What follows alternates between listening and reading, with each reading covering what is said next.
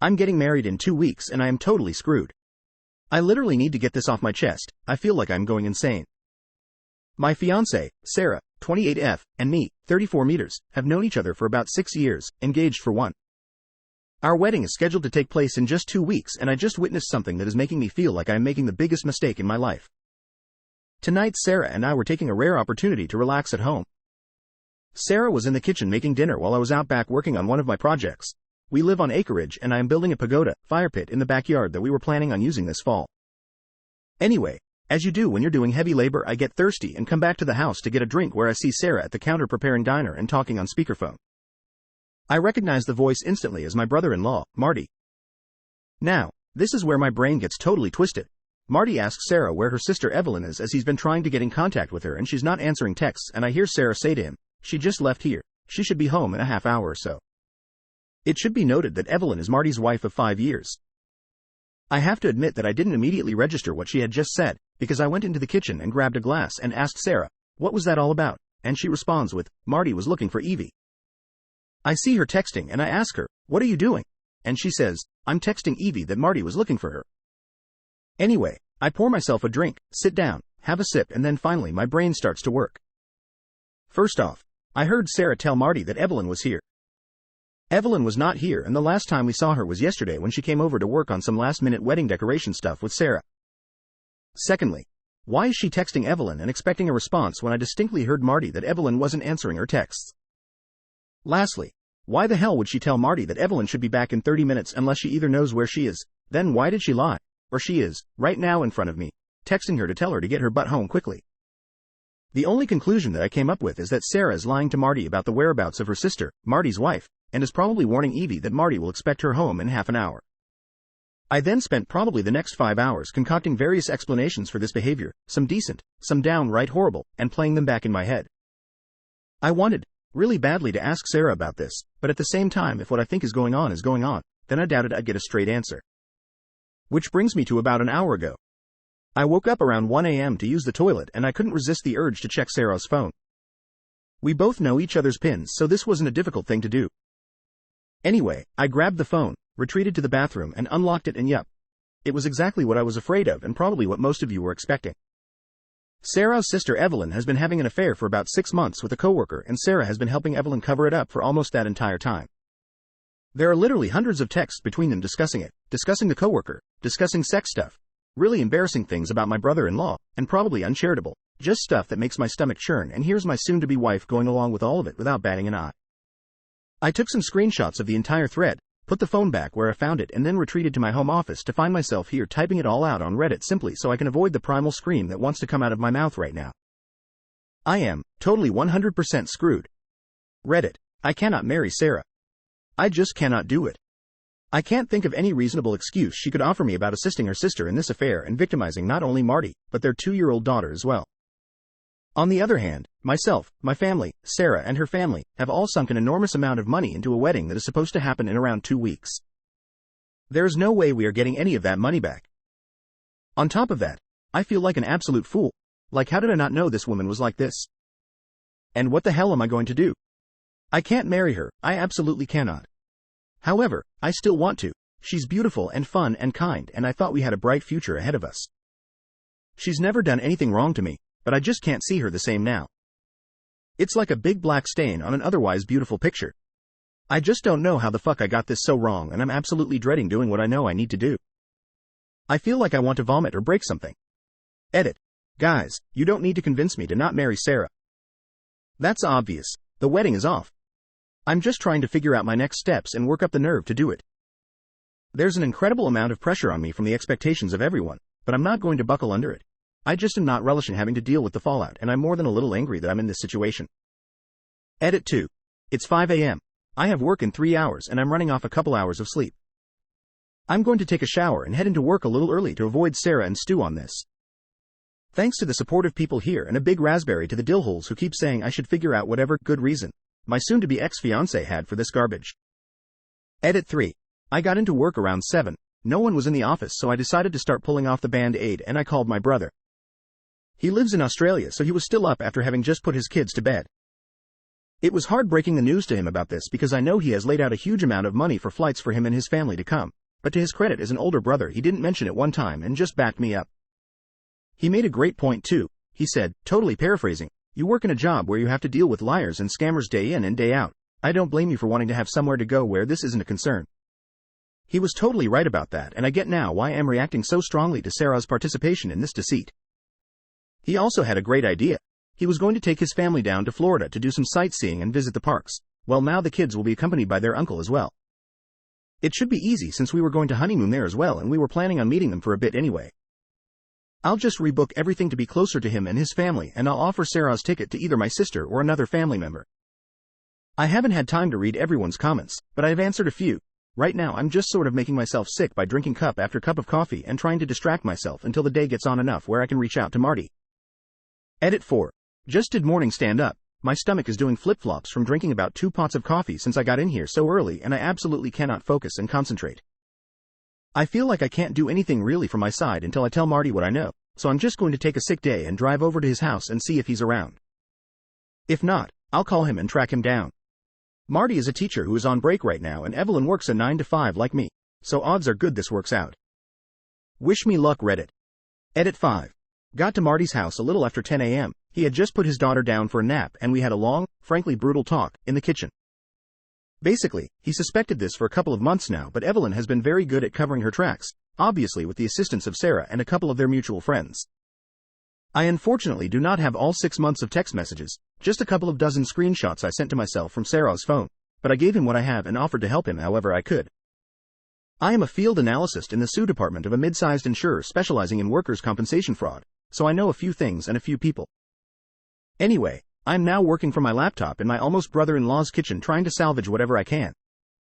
I'm going to have to talk to Sarah this evening and get the word out as fast as I can to my friends and family now that I know I won't screw Marty over. So far I managed to rebook most of the honeymoon, although I had a problem with the ticket because Sarah was flying under her maiden name and our carrier has a surname rule for name changes. Anyway, they did allow me to cancel and get a partial refund and rebook to my sister who will be accompanying her 2 brothers and nieces to Florida in a couple of weeks.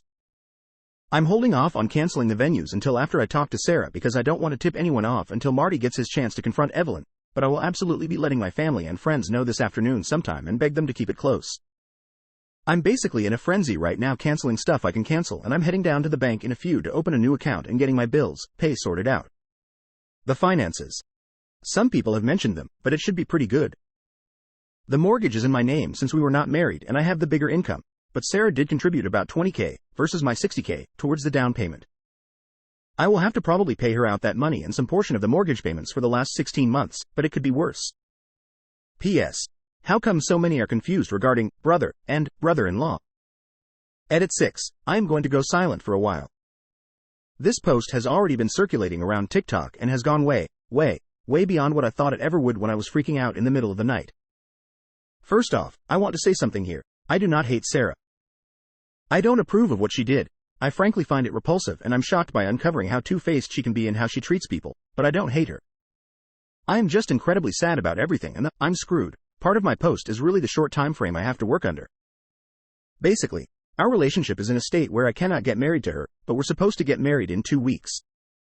Maybe if we had 2 months, or better yet, a year or so to work through this, my approach might be vastly different.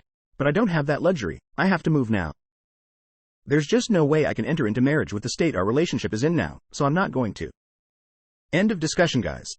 Anyway, I will report back later tonight with how everything today went. Hopefully it will be less dramatic than I'm anticipating. Edit 7. I have no idea how long a Reddit post can be as I've never written such a long one before in my life, so I hope that this goes through. It's about 8:30 p.m. right now and I'm writing this from my buddy's house. His name is Mark, and a former coworker of mine that is also in the same field of work. As I mentioned in a previous update, I work as a field analyst in the SUE department of a decent-sized insurance carrier. For people who don't know what that is, I'm basically a private detective. My job is to investigate what we think might be fraudulent claims in regards to workers' compensation. Anyway, as I kind of hinted at, Marty asked for my help in finding out who the other guy was that Evelyn was cheating on him with. All we had to go on was a name. Let's call him Jake. The first thing I did was not some major amount of sleuthing. It was basically just going through LinkedIn trying to find the guy through Evelyn's connections, but that brought up nothing, which I thought was strange. Marty had told me that Evelyn was supposed to go out for drinks tonight after work and that she said she wouldn't be home until around 9 or 10.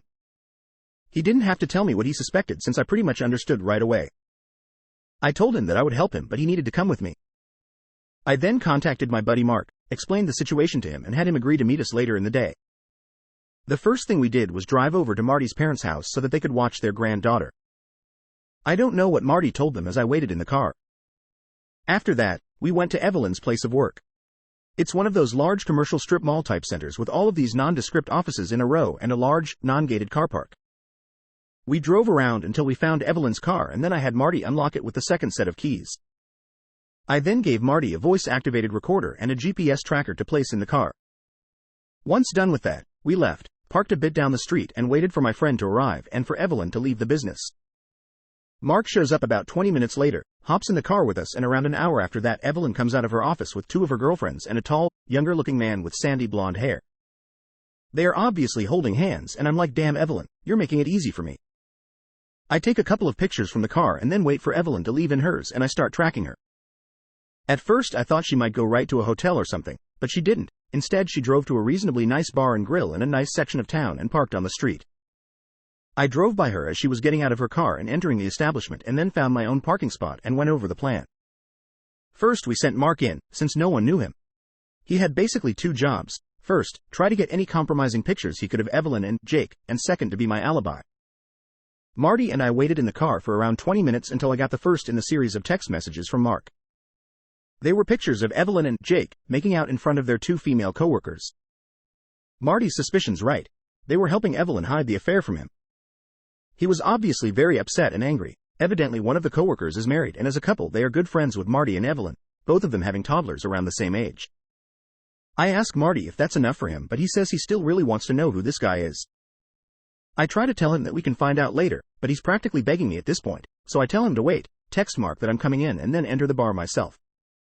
First thing I see is Evelyn and her crew laughing and drinking at one of those tall round tables near the front window as I enter. I stop for a moment, pretend to be surprised, and then call out to Evelyn. Evelyn. Hi. What are you doing here? She's obviously shocked to see me, and everyone around her tenses up immediately. Evelyn quickly introduces me as her sister's fiancé and says that we are getting married in 2 weeks. There are a lot of congratulations from everyone. I thank them and then stick out my hand to the blonde guy and introduce myself with my full name, hoping that he'll respond in kind. He does, and I'm a bit taken aback. He's not named Jake. I introduce myself to everyone else and then tell Evelyn that I'm here to meet a coworker. I wave to Mark, and then excuse myself. Once I get over to Mark, I tell him the guy's name, and we both whip out our phones and go to work. It doesn't take long for us to find him. He's got social media profiles and a couple of court case judgments against him. Everything sort of falls into place when we find out that Jake is his middle name. At this point, I'm basically just grateful that Evelyn isn't cheating on Marty with two different coworkers. Turns out that Jake is 26, married, and has a 1-year-old daughter. This just keeps getting better, worse. Anyway, I text Marty the guy's name, and I decide I want to push my luck and tell him to wait a few more minutes. Basically, I'm playing babysitter here at the bar. I'm totally visible to Evelyn and her crew. I can see out of the corner of my eye that no one is particularly happy about this, and my presence is really ruining the night. This is good. I let this go on for about 10 minutes and then tell Marty to text Evelyn that he's spending the night at his parents' house with their daughter. It doesn't take long after that until I catch Evelyn taking out her phone, showing it to Jake, and then everyone deciding to pack up. Evelyn comes over to me, says good night, and asks me if Sarah and I want to come over for dinner this weekend. I smile and say that sounds like a great idea and wish her and her coworkers a good night. Mark and I wait for them to leave, then pay our bill and hurry back to the waiting Marty. There's a bit of hesitation here, because we don't know exactly what Evelyn was going to do. Like, I half assumed she might have already booked a hotel room and was heading there, which would have made everything a lot more complicated and limited what I could do, but it turns out that tonight was probably meant to be just drinks at the bar, and it wasn't until Marty decided to spend the night at his parents' that it turned into something more. Evelyn made a beeline for home, and we followed behind her way out of sight and parked down the street. It didn't take long after that until another car pulled into Marty's driveway and we saw Jake get out, go up to the door, knock, and be greeted by Evelyn. They went inside together. Now, at this point it's about 7:30 and I have my own stuff to do tonight, and I think that as a friend, I've done pretty much all I can do for Marty, and he can handle the rest himself. I mean, I feel bad for the guy, definitely, but I don't want to get any more involved in this drama than I already am, and being a wingman for him while he confronts his cheating wife is a bit much for me considering my situation. Marty says it's fine, that he'll do the rest of it himself. Guess he's more of a man than you thought, Evelyn. He goes to Evelyn's car, retrieves my gear, and we bid each other goodbye. That was almost 2 hours ago. I did get one text message from Marty saying it was done and he was going to his parents' house, for real this time, but my phone hasn't been blowing up, so I don't know what's been going on with Evelyn, and I've been at Mark since then. I think that basically concludes my part in Marty's story. If he was smart and listened to my advice, he was recording with his phone when he entered the house. I'll find out later. Anyway, my biggest priority now is to head home and tell Sarah that the wedding is off. She's almost 100% going to take it badly, there's no way she won't, but like I said, I just can't get married to her right now. I don't know what the future holds for us, or if we will be done with each other or not, but definitely we are not getting married anytime soon. Also, for people who keep saying, why didn't you talk to her first? Why didn't you confront her?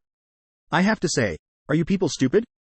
She stone cold lied in front of me to her brother-in-law that she has known for about 10 years and purportedly thinks is a really great husband and father. Maybe you are naive enough to think that someone can lie that coldly to someone they are supposed to care about and then tell you the truth, but I'm not wired that way. Until that moment, I never had cause to ever second-guess Sarah or not trust her, but she was literally untrustworthy in front of my face, and I'm supposed to let it slide or expect her to be honest to me. I guess you don't know what it's like to have your entire view of someone shift in an instant. It's disorienting and, frankly, a bit panic-inducing. I'm actually impressed I kept my head and followed my instincts instead of pressing her right away, because it led me to the truth. It would have been ridiculously easy for her to lie to me and then delete those text messages, and if she had done that, then I would never have read the horrible things she said, never seen how she can be so duplicitous and two-faced, and never realized how little I actually knew about her. I'm going home to talk to Sarah. I'll update later to let everyone know what the final verdict is. Don't expect it to be a good one. Edit 8. Well, I had the talk with Sarah last night. It was pretty insane. I'm honestly burned out and still exhausted, even though I took another sick day and slept in until almost 10:45. Sleep deficit is real. I know everyone is thirsty for updates, but as much as it's therapy for me to write them, I'm just absolutely drained, and as you may have noticed, I don't know how to be short. Just call it a character trait for my profession and the endless amount of minutia-filled reports I've written. I will give the TLDR, and I promise to do a proper update later. Long story short, I came home to talk to Sarah about canceling the wedding and found her comforting Evelyn on the couch. I almost turned around and walked out, but didn't. Words were exchanged. Tears were had. People got really angry and the cops were called. I collapsed and slept for like 10 hours, and my phone is practically glowing from the heat of a bajillion unread messages and missed calls. If it vibrates anymore, I'm going to take it to Evelyn's office and charge $10 a minute to sit on it. Stuff is really up in the air. I have a lot to do today. My family already knew what was going on by yesterday afternoon, but I need to contact some friends today and get a move on other things. I'm just going to answer a couple and then bug out for a few to get stuff done. First, I am not James Bond. I am the guy that follows around the disabled construction worker to his Zumba class or skydiving lesson. I've been doing it for about 5 years and I'm pretty good at it. Nothing I did went beyond a $50 GPS you can buy from Amazon and a tiny bit of social engineering. You might be surprised how far social engineering can get you, but whatever. Second, I am off the clock on the mysterious case of Marty and the Hobag Hobgoblin. Whatever Marty does with the info he has, including contacting the other wife, is on him. I'm not interjecting myself into this mess any more than I have. Marty is a good friend, but I have my own little world collapsing right now, and now that I don't have my moral indignation to distract me, it's becoming a bigger burden than I have been letting on. Third, I am not an aspiring screenwriter or novelist. I do, however, write a lot of reports. You have no idea. Most of my life is actually spent hunched over a laptop writing a report or transcribing statements. For every hour I spend doing fieldwork, I probably spend 10 doing paperwork or research. Fourth, you are right that I was wrong to leave Marty to go it alone. I didn't have any fear, not even an iota, that Marty would do anything stupid, but I didn't properly take into the account the risk to him. That's a personal failing of mine. It's not that I don't care. I just tend to estimate that other people handle things like I do, and hence, Marty was doing something that I would do, so I didn't question it like I should have. I know this is a problem of mine and I'm working on it, but I'm also not in the best place emotionally, so my EQ was low in the situation. Last, people saying, you don't know the whole situation. What if Marty was an abuser? Yada, yada, yada. No, buddy, you don't know the whole situation. I do. I read 6 months of text messages. I know why Evelyn did what she did. I know how she feels about Marty. I know how my ex-fiancé played along with this. I'm just not sharing it because it's vile, but I know, and it played a big part in how I've acted in the last day and a half. Trust me, if Sarah had done something, anything other than encouraging and egging on Evelyn, we'd all probably not be here. But she did, so we are. Anyway, that's it from me. I will try to update again in the next few days with the whole fallout, but I'm probably going to be mostly off Reddit for now. Best of luck to everyone, and thank you to all the people backing me up. It meant a lot to me and helped keep me sane. Well, some semblance of sane anyway. Update. Hi, it's me again. I want to thank everyone who has sent me kind messages and support here on Reddit and even on other platforms. This has really blown up, and frankly it's totally bizarre to see my life plastered all over the internet, but it's also nice to see so many people seeming to be genuinely concerned for me. It helps a lot. At first I had a bit of trepidation about how visible this became, like, what have I done? But since this past weekend I decided to just roll with it. After all, the cat is already out of the bag, and I really believe I've done nothing wrong here, despite a small minority of commentators saying otherwise. I guess there's a lot to go over, and so much has happened. Most of it, if I'm honest, hasn't been that great. Well, it's actually been downright shitty, but I'll get to that. First off, I left Mark's house pretty late that night. Sarah already knew I was out, discussing business, with him, although she had no idea that the business was actually her sister's affair. But still, it was getting to an unreasonable hour, mostly because I was trying to get up the nerve to go home and face her. After about 2 or 3 pep talks from Mark, I finally got off my keister and texted Sarah I was coming home and left in my car. As I said in the last update, I was pretty surprised when I got there because when I walked into the house, Evelyn was crying on the couch with Sarah. I hadn't seen Evelyn's car in the driveway when I came home, so this was probably the last thing I was expecting. I froze for a moment and almost turned around and left. This was not how I imagined this going down, and I knew that Evelyn's presence was going to make a bad situation a million times worse. Still, I had a timetable that I wanted to move on. I had friends I needed to notify and wedding preparations to cancel, and the proverbial clock was ticking in the back of my head. When I entered the room, both Sarah and Evelyn looked up at me in acknowledgement, but the tirade of accusations never came. I just stared back, raising my eyes in question. The moment passed and Evelyn went back to crying, Sarah back to comforting, and I let it awkwardly hang in the air for half a minute while I thought. It seemed that Marty hadn't mentioned my assistance in the uncovering of Evelyn's affair. I decided to play dumb. Not for any reason other than I wanted to see how Sarah reacted. I took a seat on a recliner, put down my laptop bag, and took my phone out of pocket. I made it look like I was fidgeting with it and then asked them, "What's going on?" Evelyn just continued to cry, but Sarah looked at me and said, "Marty is divorcing Evie." Well, yes, I figured as much. I decided to push ahead with the obvious question. "What for?" I asked her. Sarah stopped patting Evelyn's back for a moment and looked at me. I could almost see her face twist and contort. Imagine the look a 5-year-old makes when you tell them to eat their broccoli or finish their lima beans. Evelyn shot Sarah a look that I didn't need to be a sister to understand, and there was a pregnant pause until Sarah finally said, "She cheated on him." Now, I have to admit, this response freaking floored me. This was absolutely not what I was expecting. Sure, the more cynical readers here might think, well, the cat was out of the bag, so there's no point in hiding it, and yes, that's true. But it's also true that she could have just as easily feigned ignorance, or even worded it another way, like, Marty accused Evie of cheating, instead of basically confirming it to my face. Maybe I'm being pedantic here, but it's part of my job to pay attention to not only what people say, but how they say it. Evelyn wasn't happy about this. She kind of crumpled into the couch a bit and did this strange combination of a sigh and sob at the same time. I wanted to press on, go for the gold, to sort of speak, but I must have stammered a bit. Sarah probably interpreted as shock, and well, she would have been right in a sense, just not how she assumed. "Did you know?" Sarah didn't say anything, she just nodded, her hand still rubbing her sister's shoulder. I didn't hesitate and asked for the obvious follow-up, "How long?" The answer came back a lot easier than I thought it would, 6 months. I was shocked by how easily she admitted to it. Evelyn was shocked as well. She smacked her sister's hand off her, and I think even Sarah was a little shocked at saying it out loud. I leaned back in the recliner and rubbed my face. Time to tug the rest of that band-aid clear off. We're not getting married. There were 2 looks like stunned goats and a chorus of, "Huh? What?" from both sisters. I stood up and repeated myself. We're not getting married. I can't marry someone who would cover up adultery, especially not for 6 months. Sarah sprang off the couch and opened her arms. The body language was, "You can't be serious," but I just put my hands in front of myself. I'm serious. I don't like this, not one bit. I don't like that you took part in this, and I can't get married to you with how I feel. It would be a mistake. The waterworks started immediately, and even Evelyn did that thing with her mouth that looks like a perch trying to suck air. There were wails from Sarah, accusations of not loving her, appeals to my sense of duty, to the loss of money, the inconvenience to all our friends, the embarrassment of it all. It was frankly nothing I hadn't already thought about, but it definitely felt different hearing Sarah say it through body-racking sobs. It was at this point I probably made a big mistake. Well, maybe not, because I have no idea how long Marty would have kept my involvement in everything off the books, but in an effort to convince Sarah of the finality of it all, I said, "Look, I already canceled the honeymoon. It's not happening." I knew it was a bomb the second it left my mouth, and the explosion was damn near immediate. Evelyn, to her credit, had always been pretty quick on the uptake, which is probably how she had managed to fool her husband for so long. I could almost see the realization dawning on her when she put it all together with my appearance at the bar earlier in the evening. She screamed, "You son of a bitch," and flew across the room at me.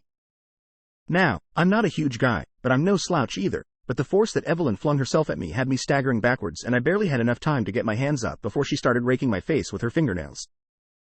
I almost lost the phone I still had in my hand, but still managed to push her away and say very loudly, "Evelyn, get off me. Sarah, get your sister under control." Evelyn made another lunge for me, but surprisingly Sarah did exactly what I asked her to and wrapped her arms around her sister's waist and held her in place. I looked at Evelyn and yelled, "Get out of here right now or I am calling the police," holding my phone up for emphasis.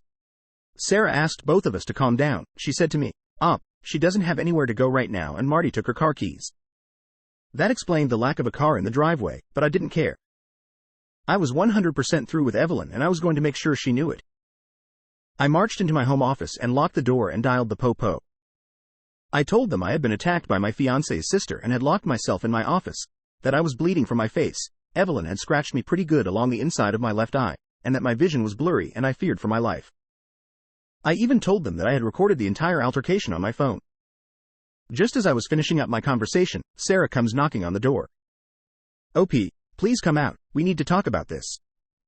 And, please, I love you, don't do this. We don't need to do this. And even, Evelyn is sorry, she wants to apologize." I'm pretty sure that last one was a lie, but Sarah was obviously losing her shit. I didn't answer her, and her attempts to cajole me out of the office ended probably right when the police rocked up to our front door.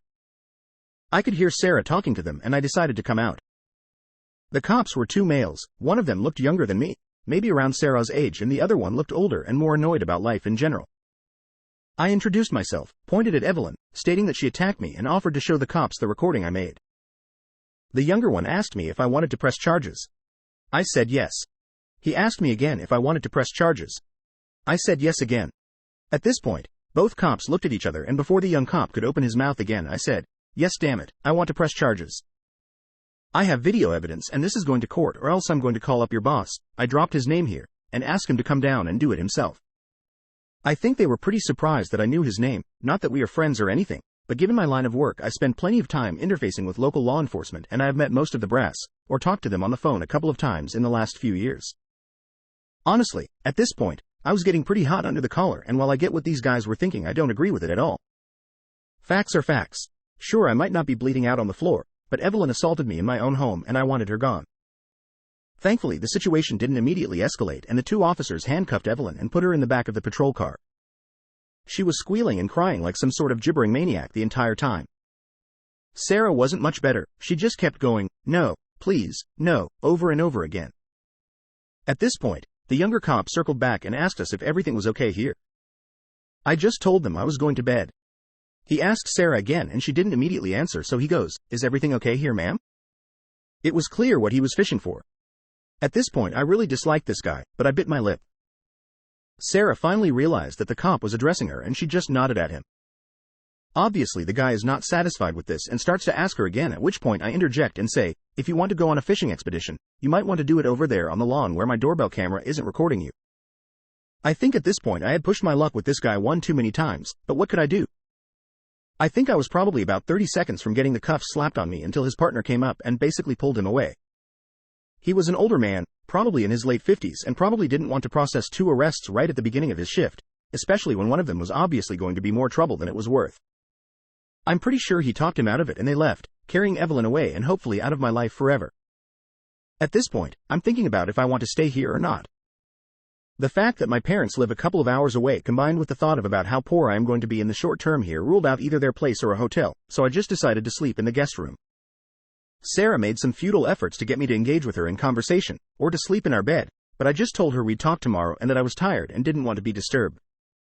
Thankfully, she let me be and I crashed hard. Harder than I had in years, which pretty much brings us up to speed to the last update. But dear friends of Reddit, let me tell you this, the next day was by far the weirdest fiend day of my life. To start with, I woke up at 11 a.m. Sarah was still home, she had cleaned the house from top to bottom. I mean, the floors sparkled. The toilets shined. I could lick the linoleum in the bathroom and it'd probably be minty fresh. She had obviously been busy, but when she saw me she sort of hovered out of immediate range, not quite engaging, but looking like she wanted to say something. I get it. Last night was traumatic for everyone and she was probably uncertain. Like, did I just cancel the wedding in the heat of the moment? Was I serious about this? Was I really angry? I took a deep breath and told her we needed to finish talking. She tried to sit next to me on the couch and I thought about rebuffing her, but I didn't. We were not getting married, but I didn't need to act like I hated her, because truthfully, I didn't. I was disappointed in her, decently disgusted by some of the things I had read in her text exchanges between her sister, but we were both hurting here and I didn't want to make it any worse, or escalate things to a point where life could get any more complicated than it already was. It took some more convincing on my part for Sarah to truly and fully believe the wedding was off. She was not taking it well. Hell, that's an understatement, she was a wreck. I think she was hyperventilating a few times. I was holding it together better, but obviously not only was this my idea, I had also had longer to come to terms with it. Finally, she asked the serious question. What about us? I know I am going to get a lot of hate from people for this, especially the kind of Redditors that think every infraction in a relationship is grounds for nuking it from orbit. And indeed one could even say that my calling off the wedding was like dropping a Moab on our 6-year partnership, but truthfully I didn't have an answer for Sarah in that moment. I just didn't know and I told her so.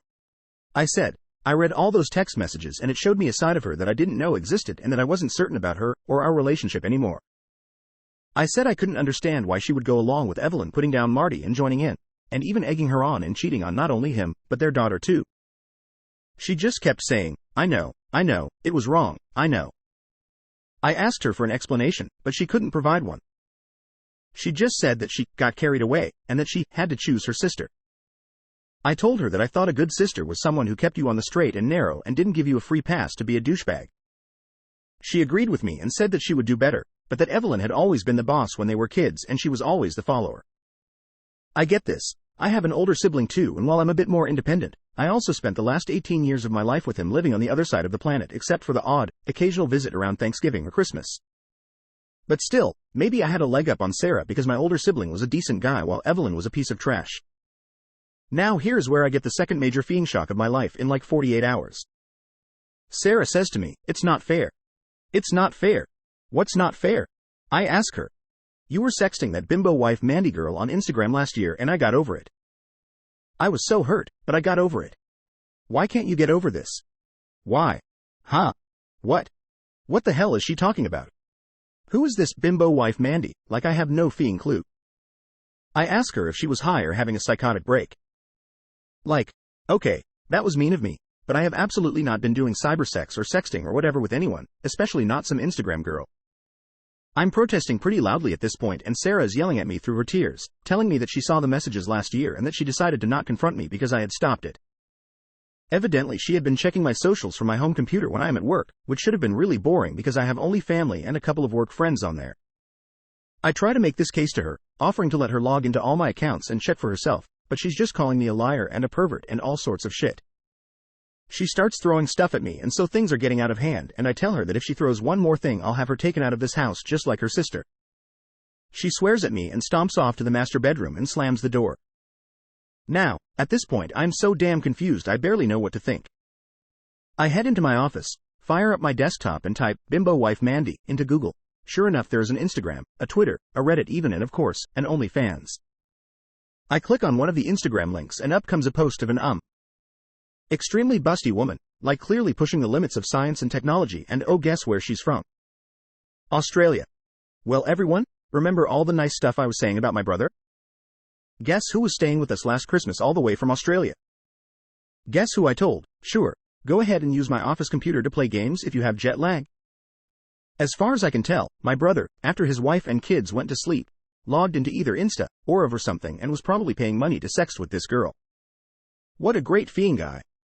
Now, I would love to call my brother and not only confirm my suspicions, but also give him a goddamn earful, but it's like 2 or 3 in the morning there, so it's going to have to wait, but I am crawling the walls here trying to sort out how I feel about everything. I feel totally let down by everyone. I think to myself, damn, what is this world coming to? For a brief moment, I try to connect the dots between whatever the hell Sarah saw my brother do and what she did with Evelyn, but try as I might it doesn't really come together. Maybe she's a more tolerant or forgiving person than I am, which is why she didn't confront me when she saw this, but I wish she had. It would have given me an opportunity to directly tell her my whole personal stance on these things and to even show her how I would act. It might have influenced her in a good way later on, or maybe it wouldn't have mattered, I don't know. All I know is that this post is becoming a novel and I have blown off most of the morning when I should be working to get this out of my head and onto this page. I feel better for doing it, but there is still probably another 2 to 3 posts left to tell. I'm not going to post them to this subreddit anymore. I'm not sure that they'd let me, but I will try to quietly update my profile in the next day or 2 with the rest of the blowout. Talking to my brother, talking to my parents and Sarah's parents, and finally where Sarah and I stand. One thing that I can say, however, is it seems like most of my immediate family relationships are incredibly strained for various reasons.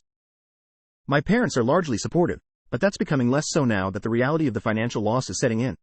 Yes, the marriage is still off. That was pretty much a certainty from the get-go. Sarah's parents are a bit more pissed, and I'm sure they're sticking pins in voodoo dolls crafted in my image right now. Evelyn, for people who are wondering, is no longer in jail. She got Sarah to bail her out, and I even laid into Sarah for that, calling her sister's underling, which I think actually struck a chord with her because she wrote me like a 20-page letter about how her sister always bossed her around throughout her entire childhood. I've read it twice now, and I wish we had talked about this pretty much any time within the last 6 years. Maybe things would be different. I don't know. Anyway, Reddit, if anyone is still interested, expect a final chapter of this saga in like a day or 2 and maybe a follow-up after the former wedding day passes. Update.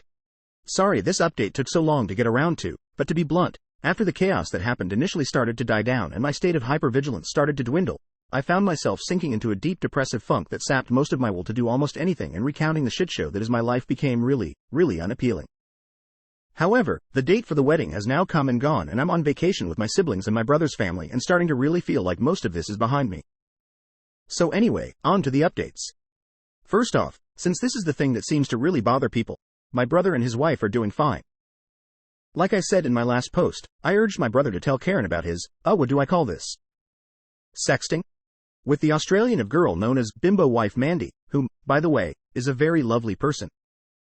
I sort of hinted in my last update that I had gotten confirmation from Mandy to back up my brother's story, and according to her, the timelines matched up, and not only that, but his account no longer exists. Now, she could be lying to me to protect a customer, but I don't think that's the case, and she seemed like a genuine person. My brother, for his part, did tell his wife what had happened in one of their marriage counseling sessions, and according to him, she took it pretty well and is treating it as water under the bridge. I did pull her aside last week and ask her if she was really okay with this, and she told me, I'll have to paraphrase this a bit. We're not as squeaky clean as you think. Both of us watch porn, and that's basically what I consider this to be. It's not like he was going to run off and have an affair with her. I asked her if she would feel the same way if he had visited a prostitute. It's legal where they live, and she said no, she wouldn't, but he didn't. So I guess that's their clear line. It's a bit different from mine and a lot of really loud people on Reddit. But if the noises I heard coming from their hotel room last night are any indication, they are doing fine and their dead bedroom situation is totally resolved. Honestly, these two are borderline taking advantage right now. Since my sister is taking the place of Sarah, they switched rooms with her and now the kids are with her, and they are both little girls and love having a sleepover with their auntie, and they have 2 babysitters who are happy to take the kids while they run off and do Lord knows what. We know what, but let's not talk about it. Overall, I think I did the right thing in giving him the space to make this right on his own, even though people hounded me for it. I will strongly argue that the situation with my brother and the situation with Evelyn were like comparing night and day. I don't agree that cybering someone you know as a professional sex worker is anywhere near the same ballpark as actively carrying on an affair, and I don't think my actions and how I dealt with it were anything close to how Sarah did. Like I said in my previous post, she not only hid the affair from Marty, she actively engaged in disparaging conversations about him and said several other things that I won't recount here for various reasons. Suffice it to say, I feel good about this choice on my part, and people who don't agree with me can put their heads in an oven for all I care. Next up, I think, is the wedding itself. There isn't much to say here. Sarah and I and our families lost our shirt on it, but that was expected. I forced the caterer who had ordered all that food to either give me back a bigger refund or give me the food, and she chose the latter, which is fair enough. We now have a lot of frozen steak, chicken, and fish. It was delivered to my parents' house and I think they are passing it out to interested parties. Likewise, some wedding gifts from faraway relatives arrived and are at my house until we can send them back, but overall the date just came and passed, and for the sake of both of our sanities, Sarah and I spent it apart. As for the issue with Marty and Evelyn, I don't think this is something that is going to be settled anytime soon. Marty is absolutely divorcing Evelyn, but it's difficult for him, primarily because she's making it difficult by begging him to reconsider. On top of that, school is starting again, and so Marty will be back with his students instead of taking care of their daughter every day. I think that's really hurting him right now because spending every day with his parents and his kid was really helping him mentally. Also, despite what some people have wished for, Marty hasn't made a big stink about this at Evelyn's work, despite the fact that he probably could get them both fired since it became obvious that they were using work trips to hook up on the company's dime. Nor has he gone and told Jake's wife about the affair either, something I strongly disagree with. When I questioned him about it, all he said is that he's in no big hurry. After all, he has the text messages, the photos from the pub, and the video he took when he entered the house. Basically, he could bury this guy whenever he wants to. I think in some kind of twisted way, hippy-dippy Marty the Birkenstock-wearing teacher is enjoying making this guy sweat it out. Either that, or maybe he's enjoying making Evelyn fully realize her place in the world at this point. Just a side piece to a married man. I'm not sure, but Marty has definitely gotten a bit darker over this whole thing, not that I can blame him. Everything I know about Evelyn is secondhand from Sarah, but the way I understand it, she is largely just going to work and coming straight back to her parents' house every day, like a teenager on curfew. I don't think they are pleased with either of their daughters right now, but oddly enough, even though the implosion of Sarah and mine's wedding was extremely public, I think that it's being drowned out by the constant drama that is Evelyn's impending divorce. Sarah said it almost seemed like they forgot about her once they realized that Marty was seriously taking steps to divorce Evelyn and their concern about having access to their granddaughter. I sort of get that. They are very doting grandparents, and I'm sure their anger at Evelyn is compounded by the fact that their access to their grandchild is going to be essentially cut in half. Now, on to the big event, Sarah and I. First off, I don't think that this update is likely to make anyone happy, not the people who urged me to yeet her out of my life, nor the people who demands that I treat her with sympathy and compassion for her obviously screwed up mental issues. The facts are that aside from the lying and hiding the affair, what shook me the most was probably the way that she carried on with her sister in those text messages. Maybe people would understand me better if I shared them, but I simply refuse to repeat it, and I don't want to get into arguments over their content. Suffice it to say, it was enough for me to reconsider Sarah's complete character, which is largely where I am at today, still considering it. That's not to say that we are still together, definitely not in the way we were an engaged couple, but we haven't completely closed the door on the relationship either. I've come to understand a bit more about what kind of person Sarah is and which parts of her are genuine and which parts are facsimile constructed in order for her to ingratiate herself to people, her sister included.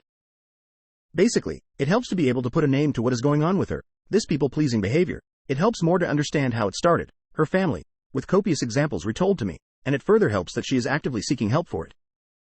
On top of that, even though I found her behavior extremely gross and inappropriate, I give her a lot of credit for how she dealt with the situation when I came home that night to find her and Evelyn on our couch.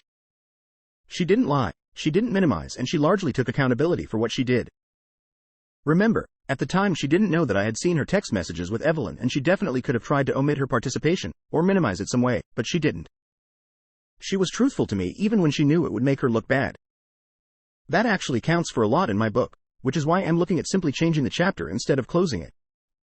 To be clear, this isn't a victory for the forgive her and blame everything on the sister crowd. Because frankly I haven't forgiven her and our situation is very different now. She has moved back into her old room at her parents' house, much like Evelyn, although Sarah will probably be out of there in a couple weeks because she says the environment is not good for her mental health or getting help with her issues, and I am paying back her equity in the house in fortnightly installments out of my pay until we are all caught up, which will help her defray the costs of getting an apartment on her own. We are definitely not together right now. Sarah really did not want to accept this at first, and I can see her point of view, even be sympathetic to it, but also if she really has these emotional problems that it appears she does, then I felt that pushing the issue could be the way to light a fire under her pants to get her to finally seek some real help for them, and just forgiving her would be tantamount to sweeping everything under the rug, which in the long run would spell disaster for our relationship. I really wish that she had opened up to me earlier before all of this hit the fan, because I'd much rather handle the problem as a loving partner and support her more closely, but she didn't really give me the opportunity to do that, which is a shame, so this is the best I can do at this point. So, basically my situation is more or less just wait and see on the Sarah front. Maybe one, or both of us, will get tired of this and completely throw in the towel and move on completely. It could almost certainly be me, but frankly I've no desire to further complicate my life by being intimate with any other woman right now, so I think if anything we're looking at a period of months down the line here until we get a firm resolution one way or another on this front, and I'm frankly fine with that. Not everything needs to progress at a hyper-emotional breakneck pace, and if I look at my situation, I'm fine. Financially we're separated, we're not living together, and I'm cautiously cynical about the entire situation. I'm also not kidding myself. If at any point I think that Sarah's issues are too big of a deal, or that I can't see us rebuilding trust with each other, then I will dip. I have no interest in prolonging a situation that I see as hopeless, which I guess says it all. I don't think it's hopeless, I just think it's going to be difficult, and I'm open to waiting a bit to see how it plays out, to the point even where I'm seeking my own counselor to help me process the events of the last few weeks, as well as looking into how Sarah and I interacted with each other, because I do actually believe that while I might have been fooled by her, it was partially a willing deception on my part, because who wouldn't love a girlfriend who never disagrees with them, always wants to do what they do, and goes out of her way to make sure you're happy before she is. The thing I'm struggling with, and maybe Sarah as well, is how much of that is genuine love she has for me, and how much of it is just a deeply ingrained need to please other people born out of her fear of rejection and anxiety. I guess, barring throwing in the towel, when we reach the bottom of that question, we'll know the answer to Sarah and mine's relationship. I know it's not the update that everyone wanted, but it's all I got. Maybe check this space in a few months and see how it played out. Once again, thanks everyone who sent me supportive messages, and a pox on the rest of you, lol.